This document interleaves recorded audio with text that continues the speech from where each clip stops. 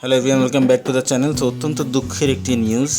বাংলাদেশের প্রথিতযশা অভিনয় শিল্পী সমু চৌধুরী মানসিক ভারসাম্য হারিয়ে ফেলেছেন এবং 12ই জুন বৃহস্পতিবার ময়মনসিংহের গফরগাঁওয়ে হজরত মিসকিন শাহ রহমতুল্লাহ মাজারের কাছে একটি গাছের নিচে উদম গায়ে অচেতন অবস্থায় পড়েছিলেন অভিনেতা সমু চৌধুরী। মুহূর্তেই তার ছবি ভাইরাল হয়ে গেলে নিকটস্থ থানার মাধ্যমে তাকে উদ্ধার করা হয়। তাকে দ্রুত ঢাকায় নিয়ে আসার চেষ্টা করা হচ্ছে বলে জানিয়েছেন অভিনয় শিল্পী সংঘ।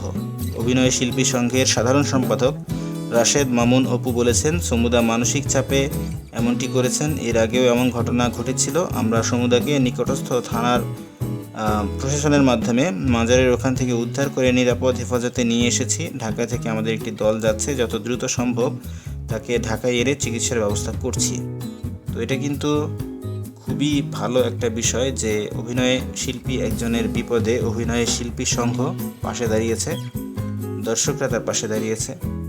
এখন তার প্রপার চিকিৎসার মাধ্যমে তাকে সুস্থ করে তোলা হওয়া উচিত এখন প্রাথমিক লক্ষ্য। আশা করি তিনি তার অসুস্থতাকে কাটিয়ে সুস্থ হয়ে উঠবেন এবং আবারও তার যে অভিনয় শিল্পী সত্তা সেটার প্রকাশ ঘটাবেন এবং আমাদেরকে অভিনয়ের মাধ্যমে আরও বিনোদিত করবেন। তিনি কিন্তু প্রচুর ভালো ভালো কাজ করেছেন টেলিভিশন এবং সিনেমাতে নিকট অতীতে।